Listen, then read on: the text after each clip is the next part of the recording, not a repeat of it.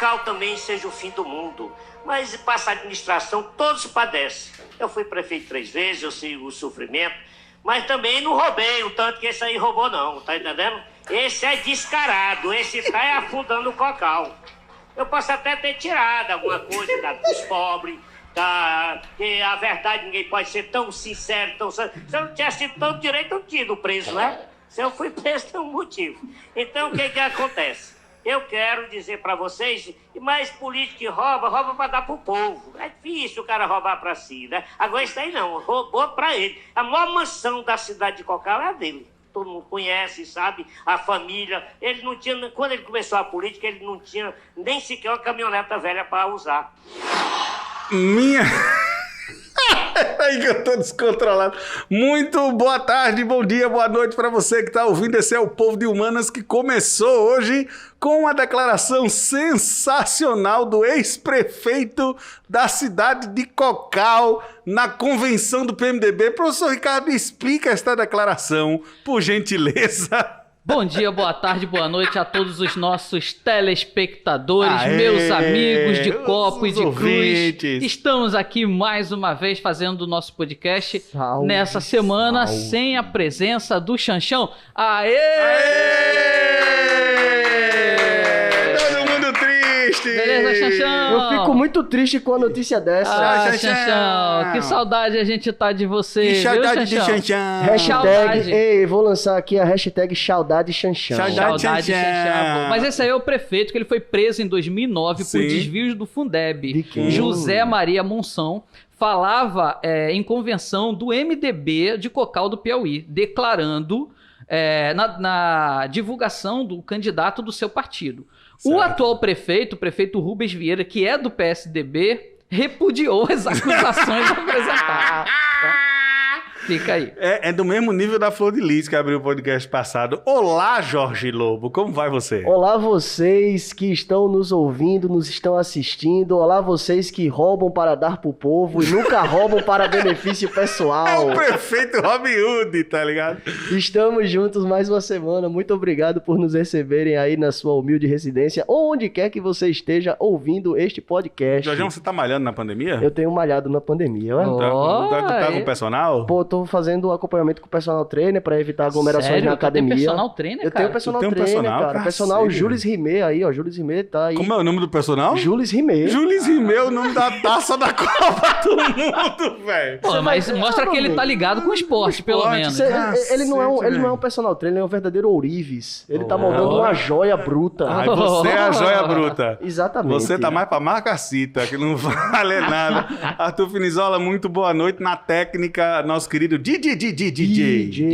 Arthur Finizola, como é que vai, meu irmão? Tudo certo, meu querido. Vamos embora. Ok, vamos. Olha, tem equio na voz do Arthur. Eu fico impressionado. Ele bota o eco, parece DJ de boate do interior. Um abraço pra todos os DJs. Olha, vamos em frente, girando, minha gente, este podcast de hoje sem ausência de Xanxão, mas vamos lançar logo um grande abraço para todo mundo que comenta o Povo de Humanas no YouTube. E a gente queria, inclusive, ampliar essa participação do amigo telespectador, o amigo ouvinte pelo Spotify, telespectador pelo YouTube. Então, vai pra Duda e pra Quadrilha e pro Felipe e pra Debinha e pra todo mundo que comenta sempre lá no Povo de Humanas no YouTube. Você quer participar do Povo de Humanas? Você quer dar um tópico pra gente debater aqui? Você quer mandar o seu recado de 15 segundos? Vai no Instagram, segue lá, povo_de_humanas. Repita. Povo_de_humanas. Temos o Instagram agora. Mande o seu story, mande o seu videozinho de até 15 segundos com o tópico que você quer debater, com o comentário que você quer fazer, com a ofensa, com a recomendação de personal pro Jorge. Marcando o Povo de Humanas. E nós iremos colocar você no próximo episódio num telão aqui para que a gente debata o seu tópico. Seus 15 minutos de anonimato nesse programa que ninguém assiste ou ouve. Exatamente. Você não será visto por ninguém porque nós não temos audiência, mas a gente vai comentar a sua participação aqui no Povo de Humanas. Inclusive, o nosso Instagram já tem 3 seguidores. Eu, você e Jorge. porque o Arthur falou que não vai entrar nesse técnico Instagram. não segue o Instagram.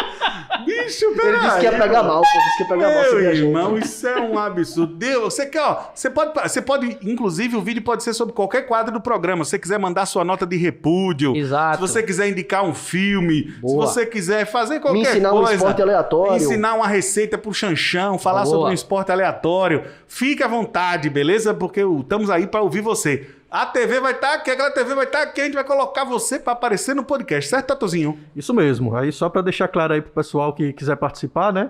Você publica aí na sua própria rede social, no seu próprio Instagram. Instagram. E aí marca a gente. E marca povo_de_humanas e você está convidado a participar do nosso podcast conosco. Girando, vamos para o nosso podcast. Como sempre, vocês sabem, a gente discute Enem, educação, notícias, entretenimento. A gente fala de esporte e finaliza com a nossa nota de repúdio, que é sempre o momento que a gente tem para fala mal de alguma coisa. Se bem que parece que quando a gente fala mal de alguma coisa é o podcast inteiro. Agora, de qualquer maneira, vamos começar com Exame Nacional do Ensino Médio. Eu gostaria de chamar o meu amigo Ricardo para mandar aquela do Enem para nós. Então, hoje, no dia da gravação desse podcast, 11 de setembro de 2020, há 19 anos atrás, caíam 2 torres nos Estados Unidos num grande atentado que não teve uma identificação nacionalista. E aí, por isso, como agora a gente está falando sobre a parte do Enem, 5 questões já caíram no Exame Nacional do Ensino Médio relacionados a essa data. Então, caíram questões no ano de 2002, no ano de 2003, no ano de 2008, no ano de 2013, naquela segunda aplicação que foi feita. Sim, depois do vazamento. Exato. E no ano de 2015. Então a gente está vendo aí que mesmo nos vestibulares mais recentes ainda se faz presente esse acontecimento que já tem 19 anos na história da humanidade. Só pelas efemérides também, 11 de setembro também marca a deposição de Salvador Allende, né? 11 de setembro de 1973, o presidente socialista democraticamente eleito no Chile, Salvador Allende, foi derrubado em um golpe de Estado protagonizado pelo exército chileno, com claro apoio da ditadura civil-militar brasileira, na época do governo do general Médici, e com o notado apoio da Agência Central de Inteligência norte-americana e dos Estados Unidos. Em 11 de setembro de 73, o Palácio do Governo chileno, o Palácio de la Moneda, foi bombardeado e Salvador Allende saiu morto de um golpe de Estado que culminou com a ditadura do general Augusto Pinochet, que se estendeu até o ano de 96. Várias questões, perdão, Tainá, desculpa. Claro. Várias questões, não apenas no Exame Nacional do Ensino Médio, mas como também em vestibulares da FUVEST, Unesp e Unicamp, já cobraram este 11 de setembro, que muitas vezes é menos lembrado que o 11 de setembro de 2001. Verdade. Portanto, eu creio que é unânime que o podcast de hoje é uma homenagem a Salvador Allende, ok? Allende vive. Vamos em frente, senhoras e senhores. Jorjão, sua notícia do Enem, por favor. Cara, o INEP abriu inscrições para trabalhar no Enem de 2020. Essa notícia eu tô vendo aqui no site da UOL, é do 9 de setembro deste ano, né? E ele fala, certificadores deverão passar por capacitação, uso de álcool em gel e máscaras para proteção serão obrigatórios no dia da prova. E aqui está dizendo que no dia 9 de setembro, o INEP abriu as inscrições para você trabalhar no Exame Nacional do Ensino Médio. As inscrições vão até o dia 29 de setembro. Então você que está precisando arrumar um trampo, você que já trabalha com aplicação e certificação de provas, pode mandar aí o seu currículo, pode entrar no site e se inscrever para trabalhar na aplicação da prova do Exame Nacional do Ensino Médio 2020, que será efetivamente em 2021, né? Exatamente. Tá Ricardo? correndo uma mudança do nome dos portais do governo federal. Então ele está saindo, por exemplo, de mec.gov.br, está agora passando tudo a ser gov.br/mec. Então quando você for fazer pesquisa daqui para frente, tenha cuidado, tenha atenção para você não colocar o domínio antigo, que pode ser que não entre na página correta. gov.br/inep também, né? Tá tendo uma inversão. Isso. Exatamente, fica de olho na mudança aí nos portais do governo. E se você está treinando para o Enem, não custa nada reforçar. Tá fazendo simulado, tá estudando, põe a máscara, amiguinho, porque você vai ter que fazer de máscara. Isso. E não pode tirar a máscara sob o risco de ser eliminado da prova, ok? É uma prova dupla de resistência agora. Exatamente. Beleza, minha gente? Bom, então é isso. Trabalhar no Exame Nacional do Ensino Médio. Confere, Jorjão. Bom, a pessoa tem que ter formação mínima no ensino médio, então escolaridade mínima ensino médio completo. A pessoa não pode estar inscrita como participante no Exame Nacional do Ensino Médio e também não ter cônjuges ou companheiros em linha reta, parentes que estejam inscritos até para garantir a lisura da prova. Você não pode também ter vínculos com atividades do processo logístico de elaboração e implementação da prova e você tem que possuir um smartphone ou tablet ou computador com acesso à internet, acredito que para receber as instruções e o treinamento apropriado. Online. Esses seriam os critérios para você trabalhar no Exame Nacional do Ensino Médio, divulgado pelo INEP. Você pode entrar no RNC. O RNC seria, só um minutinho, a Rede Nacional de Certificadores. Você faz a inscrição através dela. E quem tiver interesse, essa aí seria a minha notícia do Enem. Do Boa. Exame Nacional do Ensino Médio. Aulas não irão voltar, né, meus amigos? Já se fala de outubro para lá, mas vamos em frente. Educação, Ricardo Corrêa. Então, saiu uma reportagem no jornal o Globo dizendo exatamente isso. Justiça suspende volta às aulas na rede particular do Rio até haver vacinação ou segurança efetiva para esse retorno. A decisão da liminar do juiz Elísio Correia de Moraes Neto determina que o retorno às aulas presenciais ocorra com a vacinação de professores e alunos. Então ele está colocando aí a segurança em primeiro lugar. Parabéns aí pelo Judiciário no Rio de Janeiro que fez essa determinação. Infelizmente ainda não temos isso no Brasil inteiro.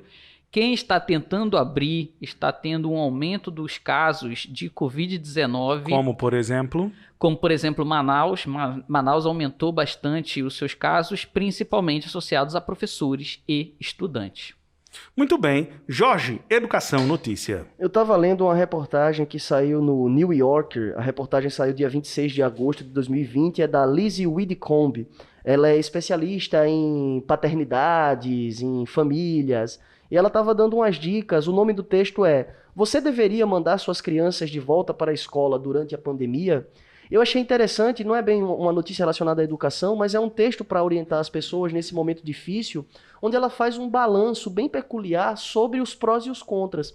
Em determinado momento, Tainã, ela fala o seguinte: e quando os pais discordam sobre um determinado ponto? Porque a pandemia ela acabou sendo muito politizada e a gente tem muito uma polarização que não é apenas característica do Brasil. Então, algumas questões que podem ser pacificadas para determinadas pessoas não são pacificadas para o mesmo parente.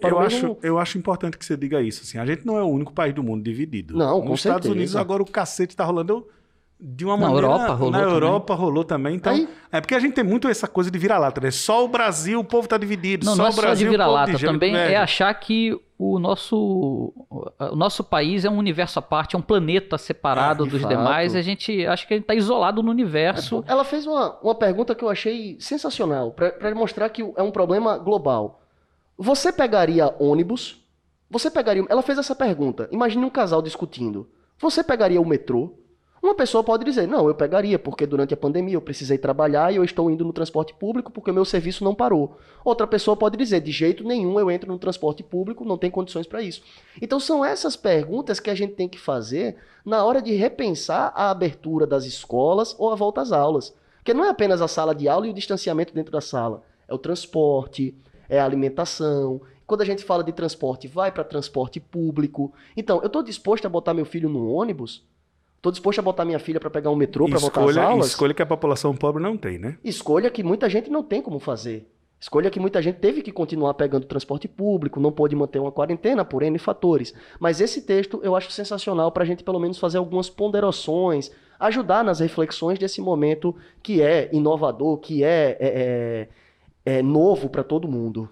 À medida em que vai passando o tempo da pandemia, eu começo a pensar, eu começo a refletir sobre o que está acontecendo no cenário global. E eu fico me questionando até que ponto a escola ela faz falta. Até que ponto a escola ela faz falta para a sociedade. A gente coloca muito essa questão do retorno às aulas por uma condição econômica. Mas existe também uma importância fundamental no desenvolvimento da sociedade que está atrelada às escolas. Então, boa parte dos países desenvolvidos, capitalistas, eles têm uma educação, principalmente básica, pública. Ela é pública porque ela precisa ser universal, ela é pública porque ela precisa chegar a todos, e não você determinar uma condição de privilégio. Determinadas crianças podem e outras não podem ingressar. Minha irmã, que fez aniversário ontem, inclusive, beijo, Parabéns, Renata. Parabéns para Renata. Ela é professora da rede municipal do município do Rio de Janeiro. Ah, você é de uma família de professores. Exatamente, minha Que mãe é professora, eu sou professor, minha irmã é tragédia. professora. Que sorte a Exato. sua. Pois é, Meu tá vendo Deus. que isso aí passou no... Enfim, tem gente que nasce com esse karma, né, velho? Exato, é. E minha irmã estava falando para mim que hoje eles estão com outro grande problema. Os estudantes que saíram da rede privada e que precisam ingressar nas escolas públicas do município do Rio de Janeiro. Então, é hoje uma demanda muito grande por matrículas e a Prefeitura do Rio é obrigada a aceitar. Então, eles estão avaliando de como eles farão isso. Como é que serão absorvidas essas novas crianças? Porque elas não podem perder o ano letivo. O Estado ele não pode se fazer omisso, uma vez que está na nossa Constituição, que a educação é um direito de todos e um dever do Estado. A Prefeitura do Rio não é aquela que tem um prefeito que é um bispo, que tem um grupo de guardiões para cercear as pessoas? Exatamente. É o mesmo que está sendo investigado e teve o celular apreendido pelo Ministério Público? Hoje isso, Hoje né, isso, cara? acabou de acontecer. Daqui a pouco a gente vai ter outras novidades aí, viu? Ó, bicho, a gente tem que fazer um podcast Hoje chamado só- House of Rio de Janeiro. É, tem que ter o povo do Rio e o povo do povo do Monas. Rio. Porque, meu amigo, bicho, é inimaginável, pô. Uma coisa que eu ia lhe perguntar, sua irmã é velejadora também. Minha irmã é velejadora, ela já foi campeã carioca da classe Ranger 22. Poxa, eu queria convidar a Renata, então, a irmã, pra gente velejar. Olha, Ô, louco, imagens... eu ia falar disso no bloco de esporte, cara. Imagens. Um abraço para a Escola de Vela Pajuçara, que todos nós Exato. conhecemos Grande aqui. Dinho, abraço, Grande Dinho. Dinho, fazendo muito bem a saúde de muita gente. Conheçam o trabalho da Escola de Vela Pajuçara. Isso a gente dá patrocínio de graça aqui, porque é gente muito boa. Mas, Ricardo, você, então, é amigo do Crivella. Não sou amigo do Crivella, não. Nem minha irmã é amiga do Crivella. Que fique bem claro aí, entendeu? Não votou no Crivella, tá? Votou no Freixo. Boa. Votou no Votou no Freixo. Freixo. Não votou no Crivella. Mas Mas aí- eu tava falando sobre a importância Por da favor. escola para a sociedade. A nossa carência realmente por um retorno às aulas, ela não se dá simplesmente numa perspectiva econômica. A nossa sociedade, à medida em que não retorna às aulas, ela vai sentindo cada vez mais falta da escola por um processo de integração social que acontece na nossa base educacional É o papel dos integrador jovens, da escola, né? dos jovens e das crianças do nosso país de uma maneira em geral. Então a escola ela faz falta para qualquer sociedade, qualquer uma, principalmente uma sociedade que pretende se desenvolver. Então a gente está falando aqui de questões que aparentemente são questões econômicas, mas existem elementos muito mais graves e sérios aí, porque a gente pode sim ter uma deficiência social muito grande por essa ausência escolar. Isso não significa dizer que nós temos que retornar às aulas. Isso significa dizer que nós não podemos ir para as praias. Isso significa dizer que nós não podemos retornar às aulas de qualquer maneira. Por quê? Porque nós precisamos retornar com extrema segurança. Exatamente porque a escola é um patrimônio da humanidade. A escola, ela é o berço da nossa criação educacional. Eu queria corroborar isso. Carai, Eu queria... Magão, botou pra lá, hein, meu pai? irmão, que é isso? Inspirado negócio, hoje, negócio, Rajasse. O negócio deu aula de história, agora lacrou. Ave Maria. Olha, eu queria lembrar vocês um pouco da história da educação, que não custa nada, né? Para que a escola fosse livre e gratuita para todos, muita gente teve que morrer em nome desse ideal. Vamos lembrar aqui que a primeira pessoa que defendeu isso no Brasil, uma escola laica e gratuita, foi Anísio Teixeira. Anísio Teixeira, do movimento da Nova Escola. E digo mais, lembre sempre que o interesse dos religiosos de épocas antigas era educar os nobres.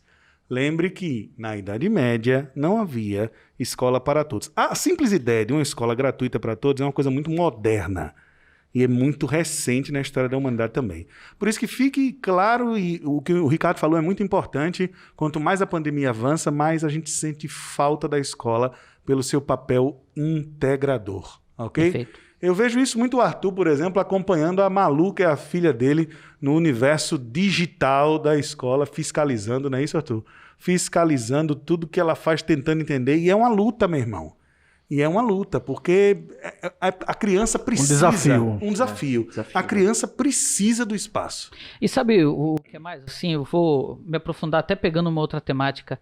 Isso mostra pra gente a importância do professor do ensino fundamental, da educação mais básica. Que é o que ganha menos. A gente fala... Exato. A gente Funcionário fala público muito mais desvalorizado. do desenvolvimento tecnológico. Será que vai substituir professor ou não? O desenvolvimento tecnológico ele é essencial.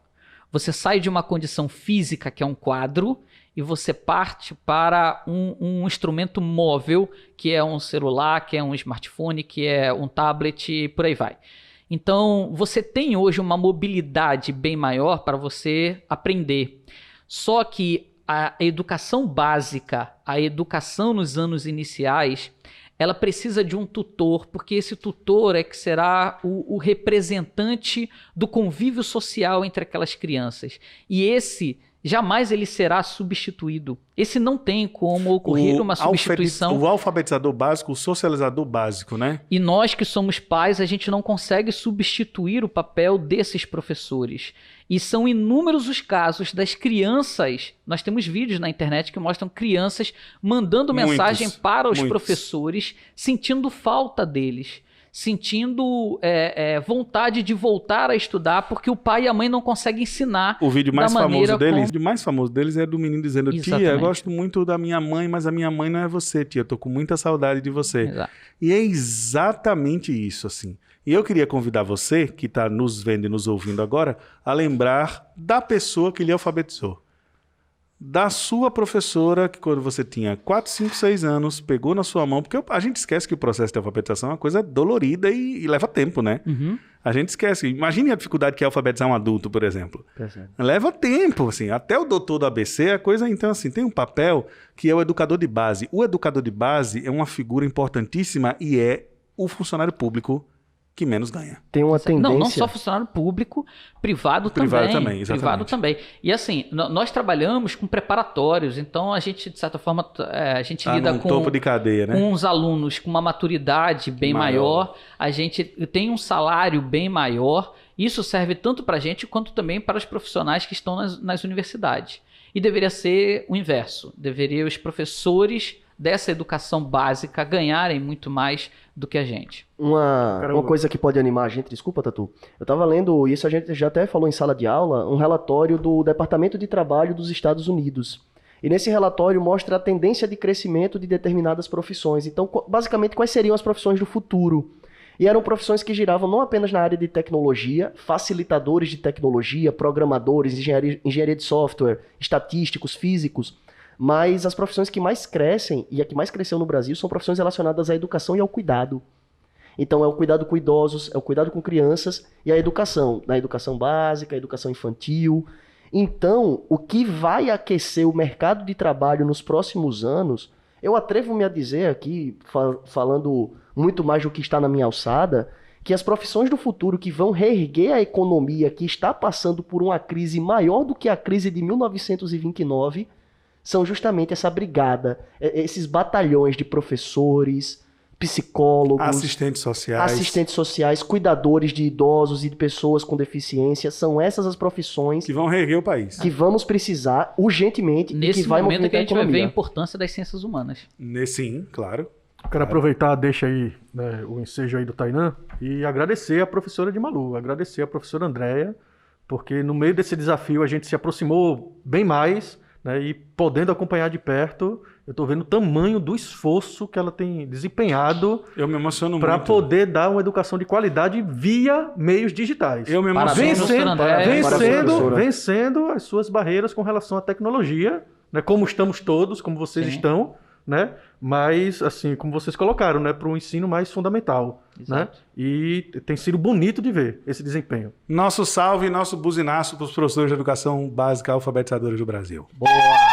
Muito bem, senhoras e senhores, voltando dessa vez meio cego no olho aqui, eu taquei álcool no olho. Vocês já tacaram álcool no olho na pandemia? Muito bom. Meu irmão, às vezes o cara quer coçar o olho, velho, aí na hora que o cara vai coçar o olho, mete... Já aconteceu com você isso? Eu já vi, eu vi um cara que perdeu a visão por causa disso, velho. Deixa de conversa. Toda vez que eu borri foco pra cima de mim, eu fico com medo, eu fecho o olho. Você tá fazendo isso pra meter medo, velho. Qualquer deixa eu ferida falar. que eu tenho, eu passo logo o álcool 70, né? E aí, uma vez o meu olho tava coçando, eu peguei, passei álcool e joguei. Meu amigo, ardeu tanto, ardeu tanto.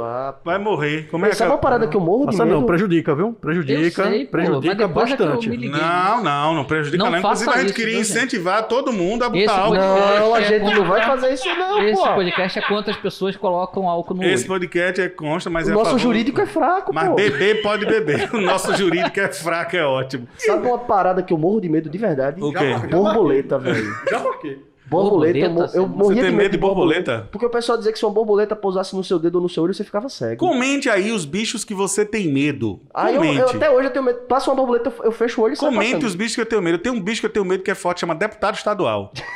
Eu morro de medo O meu é desse. governador do Rio de Janeiro. Rapaz, Matou, esse bicho socorro. Minha gente, é o seguinte, eu queria... Ricardo, olhe, eu fujo da geografia, mas a geografia não foge de mim. Vou começar Diga. com a notícia. Meu amigo, acharam petróleo na Guiana. Que é? Foi. E não acharam pouco petróleo na Guiana, não. É muito. É muito, é quase... É proporcionalmente tanto petróleo quanto a Venezuela tem petróleo. Só que tem uma diferença. É tanto petróleo quanto Guiana. É mais petróleo que Guiana, porque...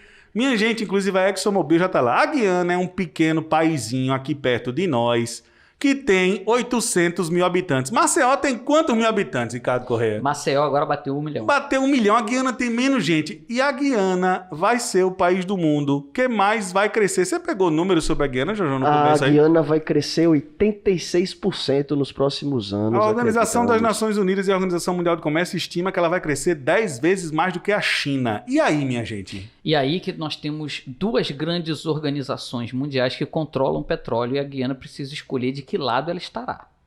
Porque ninguém tem tanta reserva de petróleo e sai impune ou independente na geopolítica mundial. É a tal da maldição do petróleo. Exato. Então, assim, você tem o petróleo como a maior economia do mundo. E o petróleo ele ainda é utilizado em larga escala como fonte energética porque é a maior economia do mundo. Porque, assim, por razões energéticas, nós já poderíamos ter substituído o petróleo em várias fontes de energia. Só que se você faz isso de hoje para amanhã, porque nós já temos tecnologia para isso, você gera um colapso na economia global, você gera uma crise no sistema capitalista total, e aí o prejuízo é muito grande. Então, Só um adendo na fala do Ricardo aqui. Talvez vocês não tenham entendido os números. Minha gente, é um país que só tem 800 mil pessoas. Todo mundo se conhece. exato. Então ele está agora diante de uma reserva que é a maior economia mundial. E isso você agora precisa estar atrelado a uma das duas grandes organizações, ou as Sete Irmãs ou a OPEP. Independente, a Guiana ela não vai conseguir ficar porque ela tem uma reserva de petróleo hoje muito grande. Pertencer à OPEP apresenta uma série de limitações e pertencer às Sete Irmãs também. Só que pertencer às Sete Irmãs significa dizer que essa reserva de petróleo vai fazer com que o PIB aumente na taxa de 80 e tantos por cento. Crescimento de 86% nos próximos O anos. PIB vai aumentar, só que a população não vai sentir essa atividade Aí eu econômica. lhe pergunto, meu nobre professor de geografia, de quem vai ser o canudinho que vai... Da Exxon. Por enquanto está com as Sete Irmãs. A Exxon é a maior empresa de petróleo do mundo na atualidade. E aí, veja que coisa louca. Eu estava lendo sobre a Guiana e a Guiana tem dois grupos, porque é um país que tem um grupo que ficou pela colonização inglesa de origem indiana e tem um grupo africano de origem africana. E eles disputam poder. Num cenário inimaginado, uma utopia... Vamos imaginar uma utopia aqui. Um país que acha essa quantidade de petróleo... Que tem a segunda maior reserva de petróleo da América do Sul tem por algumas estimativas. Por algumas estimativas, numa utopia, eu sei que não vai acontecer o que eu vou falar aqui, minha gente, mas no mundo ideal, na terra do Pokémon, ninguém teria que pagar imposto, ninguém teria que pagar educação, Não teria fome, miséria. não teria fome, miséria, não teria absolutamente nada. disso. Mas esse recurso, ele não pertence à população. E aí é que está o problema. Por exemplo, em que o Brasil melhorou com a descoberta da camada pré-sal de petróleo no nosso Fale não, território? senão eu choro. Então, assim, nós temos uma reserva de petróleo, que é a camada pré-sal, que se acabar o petróleo hoje do mundo inteiro, a camada pré-sal do Brasil atende a demanda mundial atual por 30 anos. Ou seja, é tanto petróleo quanto lágrima de torcedor do CRB. Assim, E meu aí Deus eu do céu. pergunto para você, em que mudou a nossa realidade social e econômica? Nós estamos falidos, Nós estamos, segundo o Estado brasileiro. Estamos diante de uma década perdida. Segundo Paulo Guedes, nós estamos completamente falidos, precisando vender empresas, precisando privatizar, precisando fazer tudo, porque o Estado não tem dinheiro. Estamos, então, no domínio caótico. E cadê os royalties desse petróleo? E cadê as divisas apresentadas pela economia dessa reserva? Cuidado, a mesma coisa pode acontecer na Guiana, porque é um país tão subdesenvolvido ou mais do que o Brasil. Então, olho na Guiana, porque a gente ainda vai voltar a falar disso em outros podcasts. Muito bem, me dê uma notícia, professor Jorge Lobo. Conversávamos há pouco sobre o papel dos professores e o quão baixo eles estão na escala não apenas do funcionalismo público, mas dos salários das carreiras no mercado privado. Recentemente nós tivemos uma reforma administrativa tramitando aí nas esferas do poder, e eu estava vendo aqui um quadro da revista Piauí chamado Igualdades, um quadro que é organizado pelo Luiz de Maza, pelo Plínio Lopes e pela Renata Buono. Aqui eles falam sobre os gastos do judiciário brasileiro.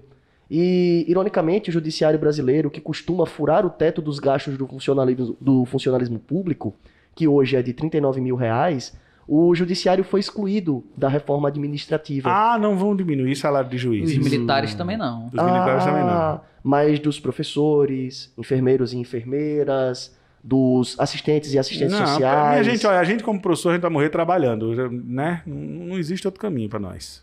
Então, os gastos do judiciário brasileiro cresceram nos últimos anos, de um patamar de 90 bilhões em 2014 para 100 bilhões em 2019. Ô, Jorjão, depois pesquisa pra gente falar em outros episódios. Qual é o judiciário mais caro do mundo? Nós temos o judiciário mais caro do mundo. O Tribunal de Justiça, já sabe a resposta. O Tribunal de Justiça de São Paulo é a maior corte em número de juízes, em número de funcionários, em número de decisões tomadas. Então é uma casta privilegiada. É uma casta totalmente privilegiada. Mas aí tem que tomar cuidado também porque muita gente julga o funcionalismo público brasileiro a partir dessa casta, né? Basicamente, 3/4 dos funcionários do judiciário recebem acima de R$5 mil. E você receber acima de R$5 mil em um Brasil tão pobre quanto o nosso, significa que você está no 1% mais rico da população. Lembrei de um caso de um colega que há muito tempo disse que ia deixar de ser professor de matemática para fazer o concurso de motorista do Tribunal de Justiça. E na época o salário era R$6 mil, Ricardo. Era uma coisa assim assustadora. O custo do judiciário ele é extremamente relativo.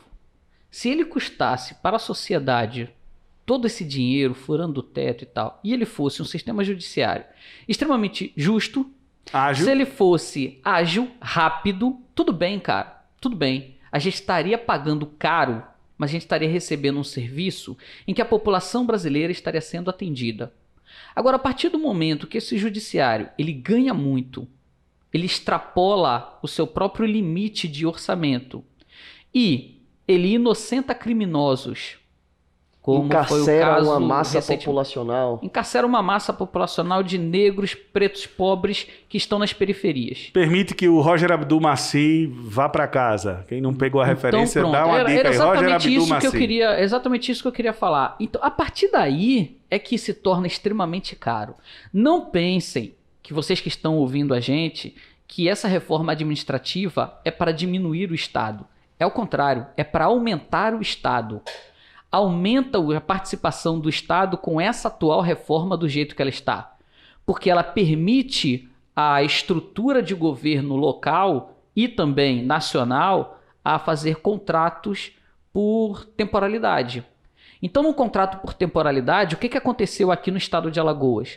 Nós temos aqui professores que eles não são efetivos. São chamados, inclusive, nem de professores, são chamados de monitores. A secretária da Educação, numa live com esses monitores, virou para eles e os ameaçou. Chegou para eles e falou, olha, vocês precisam produzir, porque senão não faz importância nenhuma manter o salário de vocês.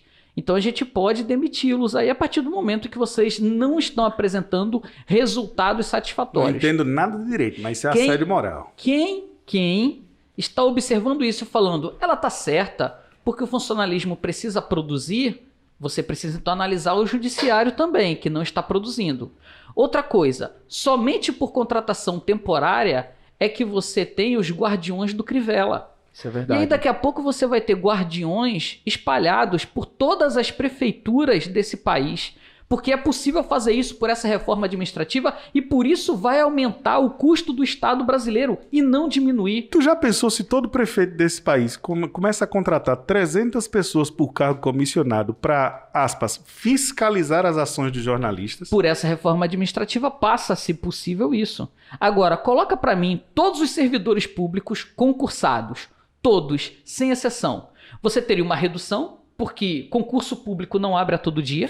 Eu acho que cairia corrupção também. Você cairia a corrupção e outra, você iria diminuir essa persuasão que existe pelo poder público. E se você está ouvindo esse Minava o poder pessoalista de muita gente. O poder personalista. E se você está ouvindo esse podcast e não me venha, por favor, com a balela, desculpa o termo mais forte, de que o funcionalismo brasileiro tem público, brasileiro tem muito funcionário público no Brasil. Dá uma pesquisada antes de falar que o Brasil não é o país do mundo que tem o maior número de funcionários públicos, não, beleza? É só você analisar a participação de funcionários públicos pelo conjunto da população em países como Noruega, em países como a França, que tem mais funcionários públicos, como a Alemanha. Mas, porra, tem sempre muito mais do que o Brasil. Pode deixar o palavrão, Arthur. Tem sempre tiozão do churrasco que gosta de arrotar isso. Tem funcionário público demais, o Estado tá inchado.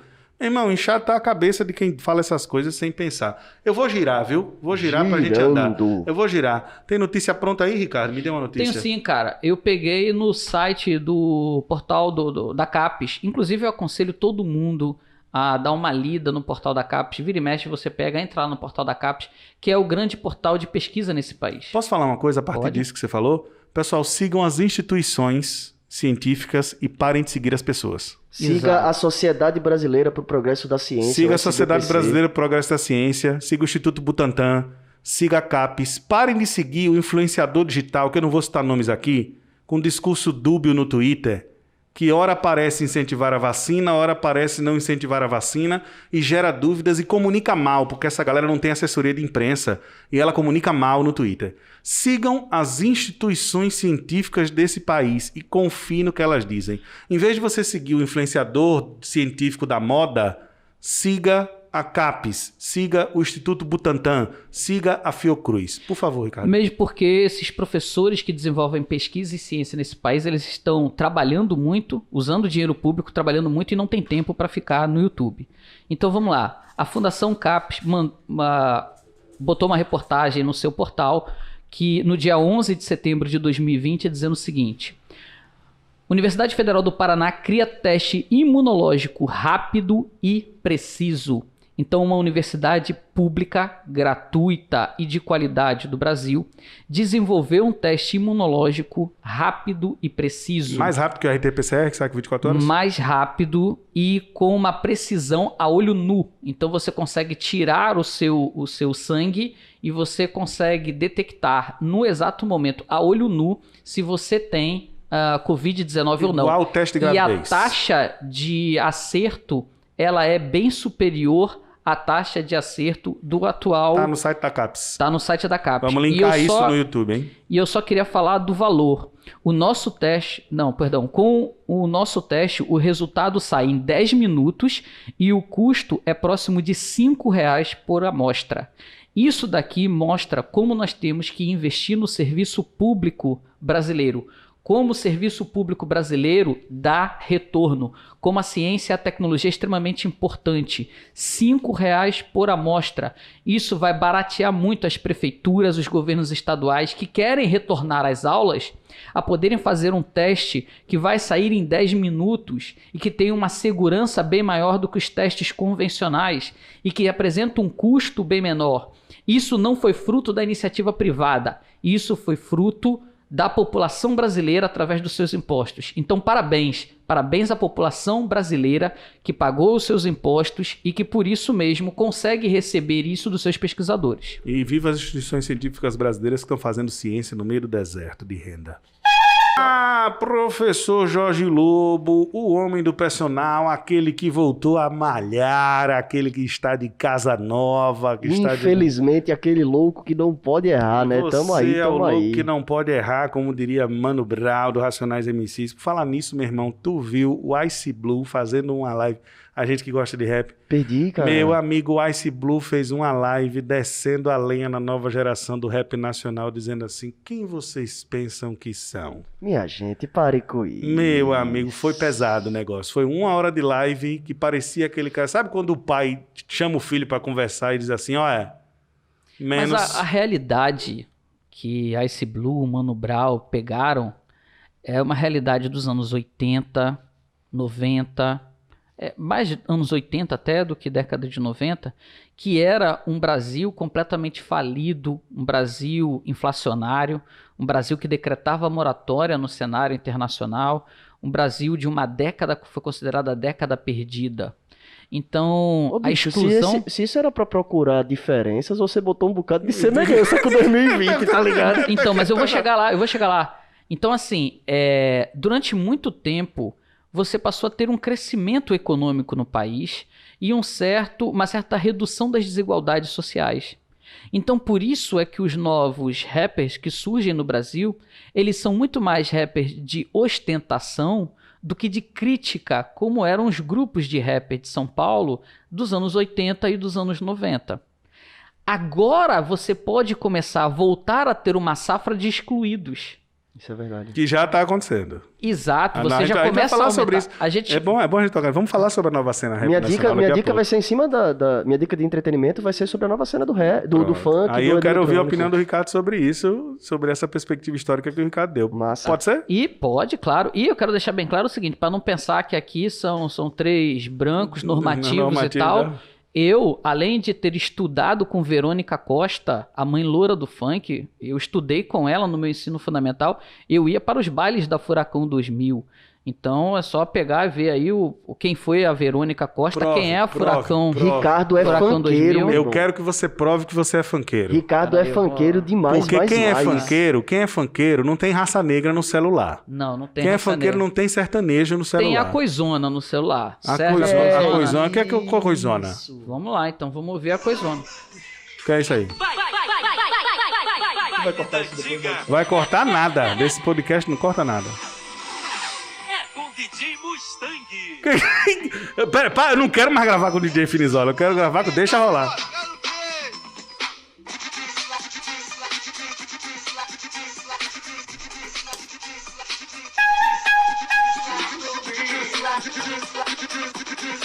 Minha gente, eu já sinto a criolina pegando no cabelo que eu não tenho. A roupa larga. Ricardo detonava nisso. Ricardo detonava. Isso é baile charme, velho. Não, isso é baile funk. É baile funk mesmo? Baile charme era outra coisa debaixo do viaduto de Madureira que rolava baile charme. Uma vez eu fui pro baile charme e eu era o único branco em todo o baile charme que tinha lá. Mas não Em existe todo racismo viaduto- reverso. Não existe racismo reverso, por favor. Eu era o elemento realmente estranho ali naquele ambiente. Então eu tô falando aí dos anos 90, e então o baile charme realmente era um gueto. Não eram, inclusive, todos os negros de periferia que iam para o baile charme. Era uma galera que gostava da black music, mas era uma galera que não queria as brigas do baile funk. Então, por isso que teve uma balada mais lenta, uma balada que você poderia se arrumar um pouco melhor. Inclusive, tem um rap que foi feito com a diferença Qual a entre o charme... diferença entre o charme e o Isso, funk? um anda bonito, Um anda bonito, o outro é elegante. Eu sou Pronto. funkeiro, ando Exato. Não, Então, o cara do charme, ele andava sempre realmente bem vestido e tal, passos coreografados, e não tinha briga em baile charme. E as músicas sempre eram lentas e tal, dava pra você paquerar, dava pra você conversar. Cara, eu ia porque não tinha muita coisa que eu fazer na periferia. Então, assim, primeiro... Isso é Tomás Coelho. Exatamente. Isso é a Zona Norte do Rio de Janeiro. A primeira banda que fechou na Zona Norte do Rio de Janeiro foram os Paralamas do Sucesso, no ano de 92. Até então, nenhuma banda de rock ou pop tinha feito nenhum evento na Zona Norte do Rio de Janeiro. Eu não sou dessa época, essa época você é mais velho que eu não sou dessa época. Eu sou de Dragon Ball Z pra cá. Ah, isso aí sou eu, papai. Isso aí sou eu. Bom. Tem um conceito na psicologia que me define bastante, são os nativos digitais. Nativos digitais. Ok. Inclusive, soltaram uma esfera do poder aqui, eu fiquei só lembrando. As esferas de poder e eu aqui, a cabeça foi lá no Goku. Ô, Jorjão, você vai dar mais alguma notícia? Cara, Por eu tava favor. vendo uma matéria no Intercept Brasil falando que crimes explodem no Facebook, no YouTube, no Instagram e no Twitter e eles não são derrubados. Eles fizeram um levantamento sobre pornografia infantil, discriminação contra a mulher, neonazismo e racismo. E mostrando postagens que foram denunciadas nesses... Mas não caíram. Mas não caíram. Então, por exemplo, postagens de racismo não removidas em 2019 do Facebook representavam 69% das postagens denunciadas. Então, quase 70% dos crimes de racismo que eram denunciados na própria plataforma, eles não eram derrubados pela plataforma. Coisa terrível. Se a gente falar de neonazismo, por exemplo, no ano de 2020, 93% das denúncias no Facebook não foram derrubadas. Discriminação contra a mulher, esse número sobe para 90% de 591 postagens que não foram derrubadas. Sobre pornografia infantil, que é um tema delicadíssimo, principalmente quando a gente está vendo o crescimento nas denúncias de abuso sexual na infância, em 2020, o Facebook chegou a receber mais de 1.300 denúncias e 1.215 delas não foram derrubadas da plataforma. Esse levantamento foi feito pelo Intercept Brasil e ele mostra uma coisa que tem sido denunciada justamente na música contemporânea, que tem sido alvo de debates aí em mesas, em redações, enfim, que está no debate público, que é justamente o crescimento da violência dentro da internet, o crescimento da extrema-direita da internet e a inação, a inércia dessas empresas diante do crescimento dessa violência brutal dentro das suas próprias Pois eu redes. pergunto a você qual é a responsabilidade das empresas. Elas têm que ser responsabilizadas. Ricardo, mande outra notícia. Então, mandar uma notícia aqui. Cenário desolador e frustrante, 25 imagens que ilustram a tragédia no Pantanal mato-grossense. Isso é reportagem da BBC News Brasil, no dia 11 de setembro de 2020. O Pantanal está em chamas, não é isso? Cara, o Pantanal está em chamas por duas razões. Primeiro, você tem uma seca prolongada e esse período realmente do meio do ano é um período de seca na região centro-oeste do Brasil, em que a massa tropical continental ela está ressecada. Calma, então, deixa eu entender, meu professor de geografia. Já tem queimado essa época? Já tem queimada natural. Inclusive, mesmo antes da chegada do homem nesse planeta, o cerrado já queimava. É porque esse é o argumento utilizado por quem diz que o Pantanal não está queimando. É. Por isso que eu perguntei. Então, assim, tanto é que os troncos e os galhos do cerrado, eles apresentam uma cortiça para protegê-los dos incêndios. Então, eles desenvolveram essas cortiças. Esses organismos, né, esses vegetais desenvolveram essa cortiça que é para poder ter a propagação do incêndio e não matar o organismo, ele poder sobreviver mesmo com incêndio. E os índios dessa região, eles só faziam as queimadas porque eles já trabalhavam com as queimadas antes do colonizador europeu chegar aqui. Eles já desenvolviam as queimadas para a atividade agrícola. Eles esperavam a primeira grande chuva para desenvolver a queimada, porque quando vinha a primeira grande chuva, eles sabiam que estava chegando a estação chuvosa. Então, a partir daí, eles sabiam que eles poderiam fazer a queimada, que logo em seguida viria uma outra chuva. Então, uma queimada nessa época, ela é natural. Isso é para tratar o solo, não é isso? Não, e isso é para você abrir uma clareira e poder fazer o plantio da mandioca, certo, da macaxeira, que inclusive também era plantada nas trilhas que eram desenvolvidas pelos povos na Amazônia. Porque ali você não tem como queimar. A floresta amazônica, ela não queima, eu já expliquei isso em podcasts outros episódios anteriores, porque a vegetação é extremamente úmida. Diferentemente do que acontece no Cerrado. O Pantanal é um ecótono. Então, o Pantanal está numa região pantanosa porque ela é rebaixada. Então, você tem o Planalto Central e a Cordilheira dos Andes. Seria mais ou menos como eu abro a palma da minha mão, eu abro a minha mão, e aí eu vejo que no centro da palma da minha mão tem um buraco. Por quê? Porque ele está numa região rebaixada, cercada de regiões elevadas por todos os lados. É isso que forma o Pantanal e essa área alagada. O Pantanal é o fundo do prato aí. E perfeito, é o fundo do prato. Então, ele é um ambiente úmido, E mesmo no período seco que você tem uma redução drástica da umidade, ele permanece úmido em alguns pontos. O grande problema é que não são todos os pontos que ficam úmidos permanentemente. Então você tem uma queimada, tem uma mata que fica seca realmente nessa época. E aí quando você vai fazer o avanço da pastagem, quando você vai fazer o avanço do cultivo da soja, só que mais especificamente no Pantanal nós temos o problema da pastagem, do gado, aí para você limpar o terreno com uma facilidade maior é usada a queimada. Então a queimada, essa queimada que nós estamos observando, ela tem uma parte dela que é natural em função do clima, a expansão da queimada, e tem uma parte também provocada pela atividade agropecuária dessa região. Ou seja, tem uma forte ocupação humana. E isso mostra pra gente essa ocupação humana, esse crime ambiental, Sim. porque se fosse algo natural, você não poderia dizer que era um impacto ambiental. Não, porque na verdade, é uma ação natural. pelo que você está dizendo, a galera está incentivando o que a natureza já fazia e multiplicando o efeito.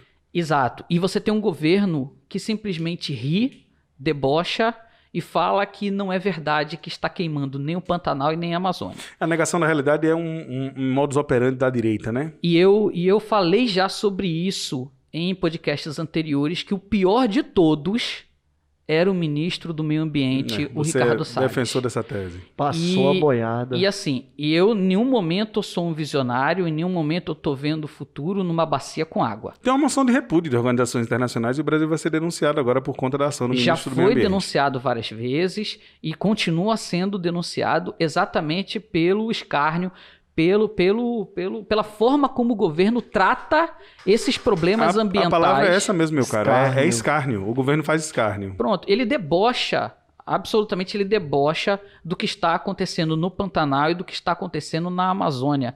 Não é simplesmente negar, é negar e debochar de todos aqueles que fazem algum tipo de denúncia sobre esses ecossistemas que estão ameaçados. Entretenimento, Ricardo. Cara, eu tenho um filme muito bom, Muito bom. chamado Três Homens em Conflito. Três Homens em Conflito. Já ouviu falar em Três Homens em Conflito? Bicho, eu nunca assisti Três Homens em Conflito. Parece esse podcast que aqui. isso, cara. Parece só que aqui são É o quatro. bom, o mal e o feio. Então eu sou o conflito. Não, Então- O conflito. É um filme de faroeste dos Estados Unidos que serviu, inclusive, como base para Quentin Tarantino. Ah, meu irmão, The Good, The Bad and Ugly. Exatamente, só que na tradução The brasileira Good, The Bad ficou... and Ugly. Charles Bronson. Exato. Pô, um filmaço, mano. Então, não, acho que é o Clint Eastwood.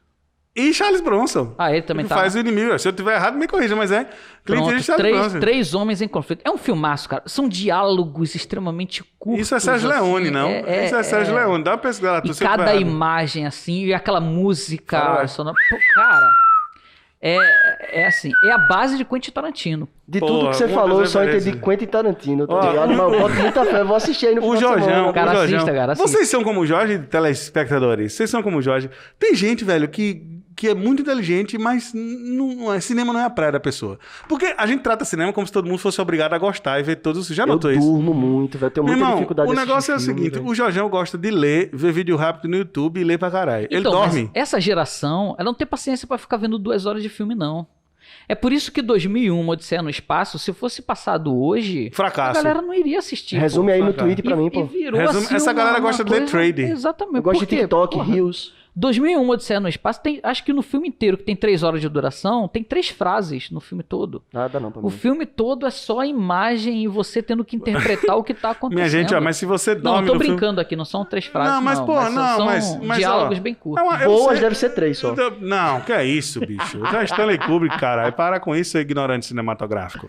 O que eu queria dizer é o seguinte, que não é pecado, minha gente, você parar o filme, levantar, tomar uma água. Você não precisa assistir 3 horas de negócio. Eu dou intervalo nos filmes que eu assisto em casa. Nunca parei pra assistir Senhor dos Anéis. eu não Eu dou consigo. intervalo. Eu tenho 400 filmes em casa, velho. Tudo em DVD. Depois eu vou tirar foto pra mostrar.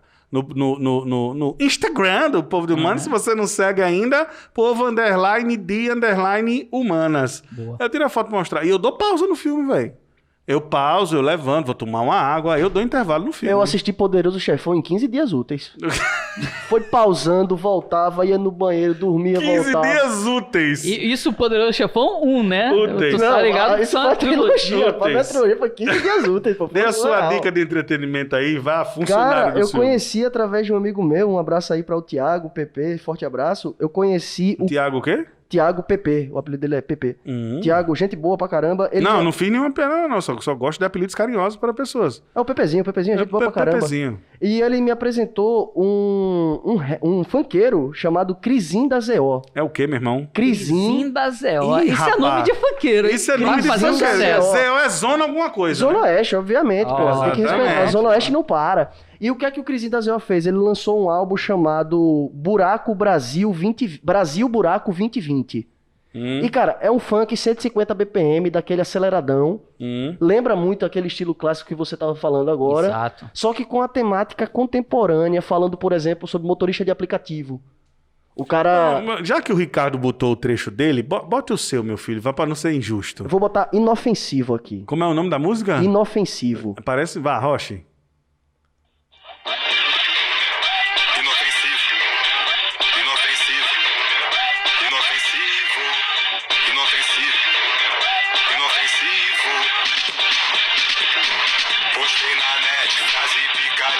É o quê? Tá bom, Jorge. Tá bom, Jorge. Valeu. Postei na net frase... Bom, Tainan. Tá bom, Tainan. Só que os Tá bom. moleques lá Pi. do bairro não entendeu nada. Peraí. Postei na net frase pi de Zizek. Só que os moleques lá no bairro não entendeu nada. Bem, se você não entendeu nada também, é preciso explicar quem é Zizek? Não. Slavoj Zizek, Slavoj Zizek, filósofo europeu, marxista importante da Universidade da Ljubljana. Aí o que Não é acontece? isso? O Crisinho da ZO, ele tem essas letras que envolvem, por exemplo, trabalho em plataformas de aplicativo, tecnologia, os impactos da tecnologia na vida do jovem da periferia. É muito Meu foda, é irmão, muito então o cara foda, tá velho. antenado com o debate do momento. É o com Buraco Brasil 2020. Buraco Brasil 2020. E essa sensação de que o mundo tá indo pro buraco. Ô, Jorge, Do caramba. já que você tá- Crisinho da ZO, ouçam. Já que você tá aí no seu entretenimento, dê a sua dica de leitura, fale do David Graeber, aproveite. Bom, David Graeber, senhoras e senhores, foi um importante antropólogo britânico da London School of Economics e uma das principais vozes do movimento Occupy Wall Street, que teve... Ele se declarava anarquista, né? Ele se declarava um anarquista. E David Graeber morreu subitamente na semana passada, aos 59 anos, no hospital em Viena. Sua morte foi anunciada por sua companheira no Twitter. E que David Graeber descanse no poder, né? Um cara que lutou a vida toda por uma sociedade mais justa e deixou uma produção literária muito, mas muito rica para a gente compreender o nosso planeta. O livro mais famoso do Graeber se chama Dívida, Os Primeiros 5.000 Anos, onde ele faz uma análise econômica, histórica e antropológica Vale muito a pena ler esse livro. do dinheiro, da economia, dos mercados e do que a gente entende por dívida, né? Dívida espiritual, dívida monetária e como essas coisas se relacionam. Então, Dívida aos Primeiros 5.000 E Anos, tem um que não foi traduzido para português ainda, que que é The Rise of the Bullshit Jobs. a ascensão dos trabalhos merda. Ascensão dos empregos de merda. Muito bom. Ele deixou de analisar Porque uma coisa assim, quando você cria um livro grande, uma obra magnânima, assim, um negócio que se destaca, você tende a ficar se reproduzindo em cima dela. Uhum. E você vira um pesquisador que fica fazendo comentário em cima da mesma obra Rola isso, que né? fez sucesso. No universo E o acadêmico. Graeber ele fez o seguinte, não, velho, eu fiz o Dívida, beleza, deixa o Dívida pra lá, quero analisar outra coisa. Eu quero analisar os empregos contemporâneos. Então ele começou a analisar os empregos que ele chamou de empregos de merda. São empregos que você não consegue explicar o que você faz. Eles são fundamentais para a lógica do capitalismo, mas eles essencialmente não geram riqueza, eles não geram um bem-estar social. São empregos que a pessoa faz, mas não se sente bem nele. E quando você vai analisar um emprego friamente, ele não faz sentido de existir. Aí foi essa análise no The Rise of the Bullshit Jobs. Então leiam David Graeber, façam com que o legado desta pessoa incrível continue inspirando pessoas incríveis ainda nesta vida. Sua dica de leitura, Ricardo? Então, minha dica de leitura, ela não é um livro específico, um artigo, alguma coisa assim, mas sim um site chamado dominiopublico.gov.br. Sensacional. E lá você vai pegar uma série de livros, uma série de textos, você tem som, você tem imagens, você tem vídeos, inclusive de aulas de geografia, de matemática e tal. E todo o acervo, ele é gratuito, ele é disponibilizado gratuitamente pelo governo federal.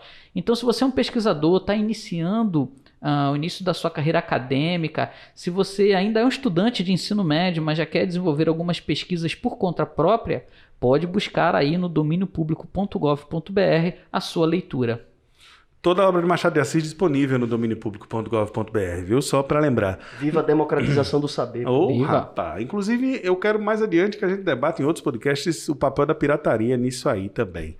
Mas não é um assunto dele, é um assunto delicado e um ótimo tema. Mas a minha dica de entretenimento é o rapper BK. Eu vou atender aqui a Duda, que falou, indicou e disse pra gente citar o BK. E o BK, velho, acabou de lançar... Na verdade, a história do BK é sensacional e eu queria agradecer a dica. E que disco o BK lançou? Dica de quem? A dica da Duda, que ouve o podcast junto com a quadrilha dela lá, com as amigas. Ela deixou um comentário. Ela deixou um comentário e disse, Tainá indica BK. Eu vou indicar BK. Ela não disse Tainá indica BK, ela disse indica em BK. Eu vou indicar BK, mas eu não vou só indicar BK. Eu vou contar a história toda, que é pra gente fazer uma ligação. E eu vou indicar intertextualidade. Porque quando você gosta de um artista, você sai catando e puxando as coisas. Sabe como é que se chama BK? O nome dele mesmo é Abebe Bikila. O nome do cara, foi a primeira coisa que me chamou a atenção. É Abebe Bikila Costa Santos. Vocês sabem quem foi Abebe Bikila? Abebe Bikila foi? O Abebe Bikila foi um maratonista que é uma das figuras mais extraordinárias do esporte, que ganhou a medalha de ouro na maratona da Olimpíada de Roma e da Olimpíada de Tóquio. É aquele maratonista famoso por correr descalço, etíope, que era também capitão da Guarda Real do Haile Selassie. Mentira. O ditador da Etiópia. Sacou? O Messias vivo. O Messias vivo, aquele que foi... A Etiópia foi invadida por Mussolini e, evidentemente, ele se exila e ele faz um discurso histórico na Assembleia da ONU. É uma figura muito controversa. Sim, é o Rastafari. Rastafari. Que em aramaico é rei, é o rei Tafari. E ele faz um discurso histórico que é reproduzido pelo Bob Marley naquela música War, que é... O Rastafari, na verdade, fez o primeiro discurso na Assembleia Geral da ONU sobre igualdade racial. Isso. O primeiro discurso. E o capitão da guarda real dele era o Abebe Bikila, que tem o mesmo nome do rapper BK. E o BK lançou 3 discos. Mas ele só estourou agora mesmo. Ele tem 31 anos e ele acabou de lançar, agora, 8 de setembro, ele lançou o Líder em Movimento, que é um disco espetacular. O rap nacional está vivendo, Ricardo, e aí a gente fala agora, uma transformação gigantesca. A geração do Racionais MCs e tal, e tem uma geração que, a meu ver, é ruim, que é um gangsta rap branco, ostentação barata, ostentação pela ostentação, mas tem uma galera como o BK, como o Criolo, e tem uma galera que vem forte de Belo Horizonte também, que eu queria meter aqui no meio da dica de entretenimento, além do BK, que é o Hot Ureia. O Djonga, que eu já indiquei aqui, e o Hot Ureia. É engraçado perceber como ciclicamente a cidade de Belo Horizonte renova a música brasileira. Nos anos 50, final dos anos 50 e 60, veio o Clube da Esquina, de Minas Gerais, a Revolução, que mudou a cara da MPB, com Milton Nascimento, Lô Borges, etc. E depois, nos anos 80, Minas Gerais nos dá a cena metal. Quando a cena metal já estava meio desgastada em São Paulo, veio Sepultura e as bandas de metal de Belo Horizonte para revolucionar a música brasileira. E agora veio uma cena rap fortíssima de Belo Horizonte. Belo Horizonte renovou o rock nacional no início dos anos 2000, com o Loop de Loop, a galera do rock alternativo independente. Exatamente. Renovou também a cena pop, com Skank, Pato Fu, etc. E agora veio o BK renovando a cena do rap carioca, porque o rap carioca teve ali o Quinto Andar, com De Leve, MC Marechal e tal, e deu meio que uma parada, e caminhou pro funk, etc, etc. Mas aí vem o BK no seu terceiro disco, esse Líder em Movimento, que coloca ele, a meu ver, no mesmo nível de Criolo e tal. Eu parei para ouvir o disco, agradecer a indicação aqui da Duda, e veja que coisa, né? A Abebe Bikila, a ligação, e o rastafarianismo é inspirada no Haile Selassie, líder político um dos Etiópia. Líderes da independência da Jamaica, o Marcus Garvey, Sim. teorizou, ele profetizou, na verdade, que o Messias viria reencarnar em um rei negro africano. E o Haile Selassie, que reinou na Etiópia de 1916 a 74, ele foi responsável por conter a invasão de Benito Mussolini e garantir que a Etiópia não fosse colonizada. Edson Gomes canta, quando Mussolini invadiu a Etiópia dos etíopes, a Etiópia devastada. Batalha sangrenta tão brutal. Exatamente. Só 2 países africanos não foram colonizados por europeus. A Etiópia ela vem a ser anexada ao chamado Império Italiano Mas efetivamente vai ser o país que resistiu à colonização e um dos únicos 2 países da África que não foram colonizados por completo, ao lado da Libéria. E qual é a religião do povo etíope? A religião etíope, ela historicamente é ligada ao cristianismo. Lá você tinha a sede da igreja copta, você tinha um cristianismo independente interpretado por africanos. Inclusive, em África. os rastafarianistas defendiam que a Etiópia era o berço de Sião natural, Aí a você origem junta de Deus. a profecia do Marcus Garvey de que um rei africano seria o Messias. Você junta a luta descolonial liderada por Ras, liderado por Tafari, que depois vai receber o título de Ras. Que é rei em aramaico. Aí vem Rastafari. Aramaico é a língua que Cristo falava. Que vai ser depois renomeado de Haile Selassie, que é o rei dos etíopes, o rei dos africanos, e esse rei negro que veio para libertar toda a humanidade, e ele acabou personalizando essa figura de Messias. Ele gozou muito disso em vida, por isso que ele é uma figura tão controversa. Na mesma proporção que ele foi lá e falou sobre igualdade racial, sobre libertação dos povos, ele vivia como um monarca, com sua corte, com seu séquito, um imperador. E o que a Jamaica tem a ver com isso? A Jamaica, ela tem um polo de liga, ela é um vínculo umbilical com o continente africano. Então, quando a gente estuda, por exemplo, dinâmicas populacionais, dinâmicas econômicas, a gente tende a estudar juntos América do Sul, Caribe e África. É quase que uma unidade política. O Caribe e a África, eles são umbilicamente ligados. Haiti e Jamaica são vistos como países africanos, mesmo estando no coração da América Central, por causa da diáspora negra e da migração, tanto do processo de escravidão quanto dos processos de independência do século XX. Você tem enormes nações africanas fora da África. Então, a mensagem de um rei negro africano ecoa na América. Lembrando que essa ideia de que um rei vai voltar para nos salvar, na Europa se chama de sebastianismo, que é a volta do rei Dom Sebastião de Dom Portugal, Sebastião que de morreu em Portugal. 1578 na Batalha de Alcácer Quibir. Exatamente, senhoras e senhores. E aí, o Bob Marley era Rastafari, para quem não tá ligado, não acreditava em medicina tradicional e acreditava no poder místico da cannabis sativa. Morreu por conta disso, inclusive, por recusar tratamento... Da cannabis sativa? Não, Ah, tá. por recusar tratamento da medicina tradicional. É muito difícil alguém morrer por conta disso, né, Jorjão? É verdade. Enfim. Etiópia e Egito estão prestes a denunciarem guerra um país com o outro. É mesmo? Por Em causa função do da- Rio Nilo, né? Exatamente, por conta da construção de uma usina hidrelétrica que o Trump, inclusive, já falou para cortarem as verbas da Etiópia enquanto essa situação não ficar resolvida. E a Etiópia é um com país muito pobre que estava Muito crescendo pobre. Um recentemente. conjunto populacional gigantesco. Um dos maiores conjuntos populacionais do continente africano. Que- Ela e o Egito. Deu um suspiro recentemente por conta dos templos da religião cristã cópita, que são lindos. O São turismo patrimônios da humanidade. são patrimônio da humanidade, o turismo cresceu. E agora vocês me falam, essa eu não sabia, Ricardo. Essa é nova para mim. E só 2 países do continente africano não foram colonizados. Libéria e Por Etiópia. Libéria e Etiópia. Se bem que a Libéria é um país meio fake, né? Que é um pedação de terra comprado por religiosos americanos. Quem é o presidente da Libéria, que inclusive está acusado de corrupção? Não sei. George Weah. George Weah, único jogador africano a receber o prêmio de melhor do mundo nos anos 90. Jogou no Milan. Então a gente já vai pra esporte. A gente já vai pra esporte. A Que gente podcast interligado, meu Esse parceiro. podcast, nem que viagem. Mas não vai não, ó. Mas não vai, não. Mas Você não vai, esqueceu não. a dica dele de Dica de entretenimento. entretenimento com Arthur Finizola antes da gente ir pra esporte. Antes da dica, eu quero fazer uma vírgula aí nas palavras de vocês, né? Eu conheci um pai de santo que ele misturava com rastafarianismo, né? E aí ele me deu uma aula. Um dia me sentou na minha casa e me deu uma aula sobre a Etiópia, né? Muito das coisas que ele falou, vocês estão falando aqui. E dizia ele que a Etiópia era para ser o berço do evangelho, a pátria do evangelho no mundo, né? No planeta. Mas que por algum motivo isso não pôde acontecer e essa missão agora foi dada ao Brasil. E o espiritismo kardecista, se eu não me engano, salvo engano, também prega isso, que o Brasil tem essa missão de ser a pátria do evangelho. Rapaz, tomara que isso aconteça, porque a situação tá feia, Arthur. Mas para limpar a casa, a sujeira sobe mesmo. É, né? Ok. Então vamos Boa. em frente. Vamos em frente. Mas a dica não é essa. A Qual dica era a é dica? Cobra Kai. Cobra Kai, A mas série? levanta- A série do Netflix, que tá no Netflix, né? Original YouTube, na verdade, né? E resolvi tentar assistir. Vamos ver se esse negócio é bom mesmo. Tu gostou? Rapaz, assim, as cenas de luta, elas não vá pelas cenas de luta, não. Elas são né? mal coreografadas. Eu fiquei pensando que talvez as cenas de luta tivesse querendo trazer alguma nostalgia de como eram feitas as cenas de luta Nos na anos- época, né?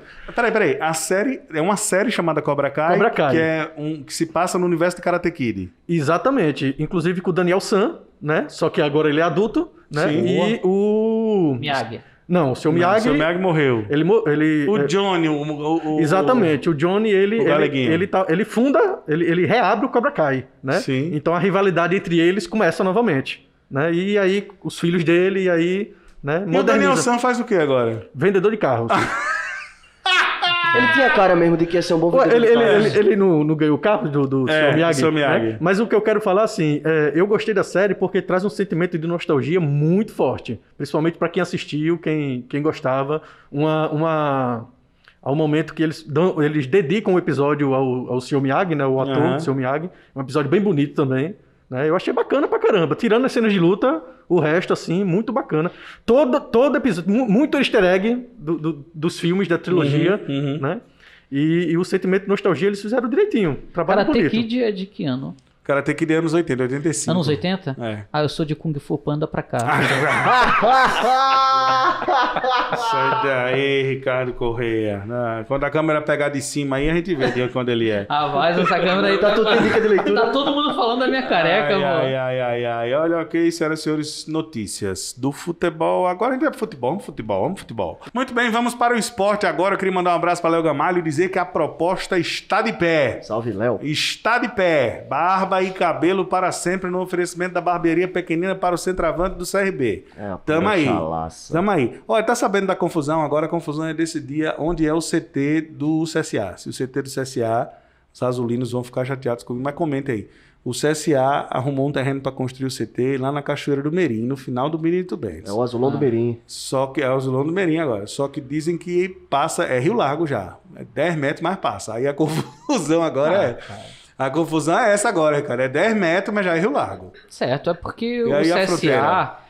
ele extrapola a fronteira municipal diferente do CRB. Que é isso, pô? Que é isso? Temos aqui um flamenguista... Só assim pro CRB uma ser o maior de festa Maceió, pro né? Pro CSA sair. E claro que o CT do CRB é em Roteiro, na Barra Ah, então de não tem o São que reclamar, Miguel. não. Então, Enfim. o maior de Maceió é o quê? O Unidos do Racha do Sobral. O maior do Maceió é o 7 de setembro do Tabuleiro. Pode crer, pode O crer. maior do Maceió é o Setão da Massa, que inclusive completou aniversário agora em que data? 7 de setembro. É o podcast Opa! mais óbvio da internet brasileira. Ricardo, me dê notícias esportivas. Eu vi um negócio massa, velho. O Thiago Nunes foi demitido do Corinthians. Eu não sei Sério? o que isso significa. Quem é Thiago Nunes? Você sabe, Jorge? Era do Corinthians. E por que você falou isso? É o treinador do É porque Corinthians. era o treinador do Corinthians. Ele perdeu do Palmeiras e foi demitido, velho. Aí você soube Mas isso quando? peraí, tu tá dando uma notícia que você nem sabe quem é o cara? Eu não entendo como é que nada você, de Como é que você futebol. viu essa notícia? O Twitter, velho. O Twitter é massa. Aí no Twitter só tem lá que o... Twitter apareceu assim, Thiago Nunes foi demitido do Mas Corinthians. aconteceu. Eu disse, Acabou. pô, voa Coringão, pô, tamo junto. O Jorge... Agora vai, agora Agora o Corinthians vai. é bola. O Jorge dá notícia de esporte como a tia do Zap dá notícia de política, tá ligado? É do mesmo Eu não jeito. tenho nenhum filtro pra Nenhum esporte, cara. filtro para esporte. Ricardo, notícias esportivas. Então, eu poderia falar da ascensão do Flamengo nesses últimos jogos. Nossa. Numa aproximação clara e evidente ao líder do campeonato, depois de Domenic. 4 vitórias seguidas. Poxa. No entanto, o que eu trago aqui é uma tristeza muito grande que não dá pra gente comemorar essas 4 vitórias seguidas. Por quê? E-mails revelam que Fla sabia de problemas elétricos em alojamento no Ninho. Ih, Então rapaz, a diretoria isso é crime. do Flamengo, exatamente. Então a diretoria do Flamengo já sabia dos problemas elétricos que aconteceram lá nos dormitórios dos meninos, dos garotos do Ninho. Que reportagem sensacional. De Isso- onde é essa reportagem? Isso tá fazendo, essa reportagem é do UOL, Isso é um furo de reportagem tá? espetacular. Eu não tô vendo aqui. Léo o quê? Léo Burlar e Pedro Ivo Almeida. São os 2 repórteres aqui do UOL que escreveram essa matéria, inclusive mostrando os e-mails, fotografia desses e-mails que a direção do Flamengo sabia do que estava acontecendo, dos problemas elétricos. Inclusive o antigo presidente do Flamengo é pré-candidato lá no Rio de Janeiro. Mentira! Rapaz. Mentira, mais um dirigente de futebol. Exato. Mais um Vai ser candidato político. com uma ficha, olha Exatamente. E o atual Marcos Braz, o diretor de esporte de futebol do Flamengo, Marcos Braz, ele foi convidado para ser vice do Eduardo Paes. É que ele pegou e falou, não vou querer agora não, deixa Já eu tenho ficar dinheiro aqui demais, um quero pouquinho torcer pro e Mengão. tal. Eduardo Paes foi o que sofreu um mandato de busca e apreensão Isso, agora. esse mesmo. Então, assim, isso tá fazendo com que os advogados de defesa dos meninos que já fizeram um acordo com o Flamengo revejam esses acordos, porque a partir de agora se tem provas cabais de que a diretoria do Flamengo foi pelo menos negligente. Você tem um fato superveniente. Exato. Então, fato Tem o quê? novo. Tem o quê, Jorge? Um fato novo, um fato superveniente. Porra. Você tem um fato novo que traz à tona aí agora. Uma coisa é você ter um acidente, né, dentro de um alojamento que ninguém esperava. A outra coisa é você ter uma prova de que a diretoria do Flamengo sabia que era possível ter problemas elétricos dentro dos alojamentos dos estudantes. Então, mais uma vez, não dá para comemorar o que acontece dentro de campo em virtude da tragédia que aconteceu com o Flamengo no ano de 2019. Bicho, que coisa terrível. Quanto mais o Flamengo ganha, mais a diretoria apodrece. É um negócio impressionante. Meu destaque do esporte é a figura do Marcelo Cabo, o treinador do CRB, que já treinou o CSA também, levou o CSA para a primeira divisão, levou o Atlético Goianiense para a primeira divisão. E se ele conseguir fazer isso com o CRB, ele entra na categoria dos maiores treinadores de ascensão, que a gente chama, e aí talvez o maior deles seja o Givanildo Oliveira, que nunca dirigiu um grande clube. O trabalho que o Marcelo Cabo faz é interessantíssimo e talvez, se ele continuar, ele tem uma nota interessante pessoal, depois de ter passou desaparecido, um episódio pitoresco, e foi vítima de uma série de preconceitos homofóbicos, etc.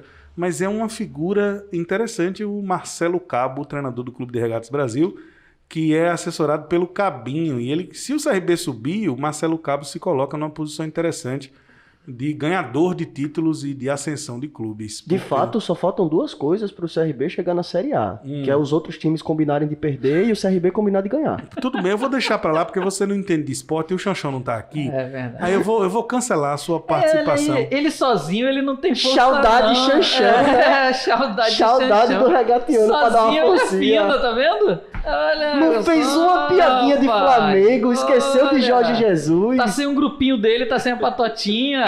Poxa vida. Queria que vocês me deixassem em paz, por favor. Nota de repúdio.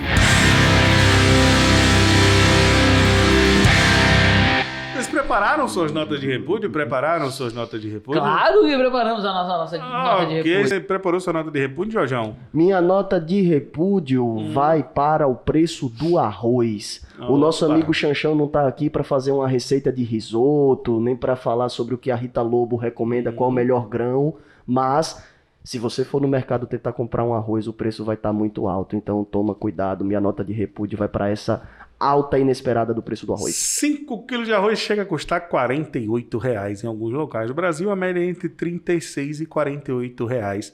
E o quilo de carne de segunda tá R$ 26,00. Amiguinho, comer tá virando privilégio. Sua nota de repúdio, Ricardo? Minha nota de repúdio é para todo mundo que no feriadão estava na praia. Queridinho, nós estamos na quarentena, ainda não tem vacina, fique em casa, porque se o comércio ainda não abriu, se as escolas ainda não abriram, é porque você quer ter determinados privilégios, como ir à praia, fazer festinhas clandestinas, e isso daí não atrapalha em nada a gente a sair dessa porcaria dessa quarentena. Minha nota de repúdio vai para divulgadores científicos que não têm assessoria de imprensa e não medem as suas palavras e comunicam a coisa certa da maneira errada, gerando dubiedade de interpretação, gerando pânico muitas vezes. E aí você pensa que está fazendo uma comunicação correta, mas na verdade você está alimentando discursos que são contrários ao seu. Por isso a minha nota de repúdio vai para todo mundo que não toma cuidado quando assume uma posição de responsabilidade de comunicador em rede social e não estuda como comunicar, como falar com o grande público. Porque não adianta você ser doutor nisso, cientista naquilo, se você não tomar cuidado com a maneira como você fala. Porque é tal história, muitas vezes, tão importante quanto o que você faz com você mesmo, é o que você faz com o que os outros fazem de você. Então quem assume posição de comunicador tem que se responsabilizar um pouco melhor pela maneira como fala. Então minha nota de repúdio vai para divulgadores científicos que falam mais do que as instituições, para valorizar as instituições científicas brasileiras. Essas suas palavras passam. Na visão do nosso querido MC Brinquedo. É isso, Ricardo? É isso.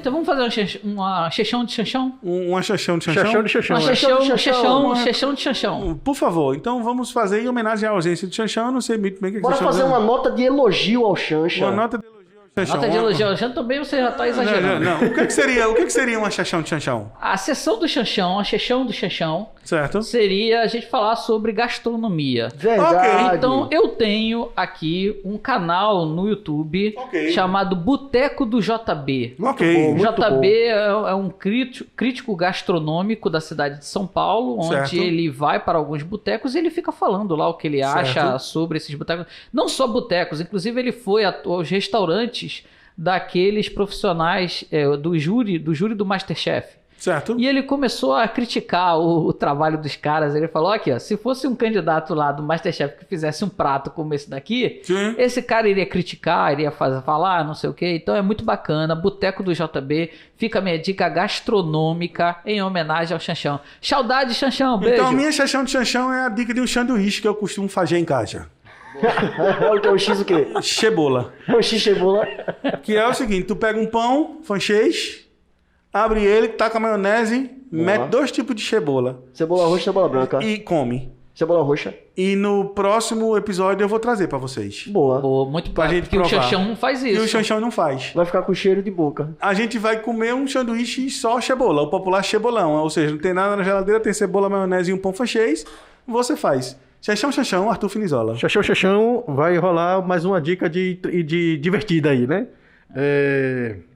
Street Food América Latina, Netflix, né? O percussionista alagoano Wilson Santos emplacou uma música nessa série documental gastronômica. Sim. E essa é a dica. Aê. Boa. A música tá no segundo episódio da série que se passa em Salvador, Bahia. Street food, Legal, tem uma comida de alagoana, rua. então. Tem Salve, uma salve. alagoana aí. Comida de rua. Minha saudade do Chanchão é um canal que eu conheci recentemente chamado Outdoor Chef Life, ou Vida de Chefe ao Ar Livre. Sim. É um casal, um homem e uma mulher, e eles vivem de caça e coleta, que em inglês é foraging.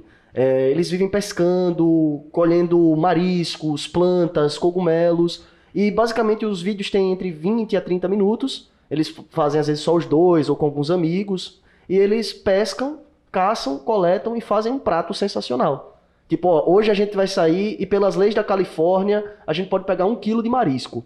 Aí eles pegam lá 1 quilo de marisco. Olha, a gente achou aqui do nada uns ouriços, vamos levar uns ouriços. A gente achou aqui um peixe, a gente vai cozinhar. Aí depois eles cozinham uma mariscada, cozinham uma paella. Só receita sensacional, com ingredientes escolhidos na hora. Aí em determinados locais, Califórnia, eles viajam pro Oregon. Como tem muito de temporada, né, por causa das coletas. Aí mostra as viagens, a caça ao alimento, né, a busca ao alimento e o processo de culinária. Eu acho sensacional. Meu amigo Chanchão com certeza gostaria desse canal. Esperamos chefe mesmo.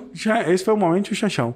E esperamos mesmo a participação de vocês lá pelo nosso Insta para que a gente possa movimentar o nosso Manda podcast teu vídeo, com um pá. novo quadro. Manda teu vídeo dizendo o que a gente tem que fazer. Muito obrigado a todos. Esse é o Povo de Humanas. Fiquem bem. Até logo.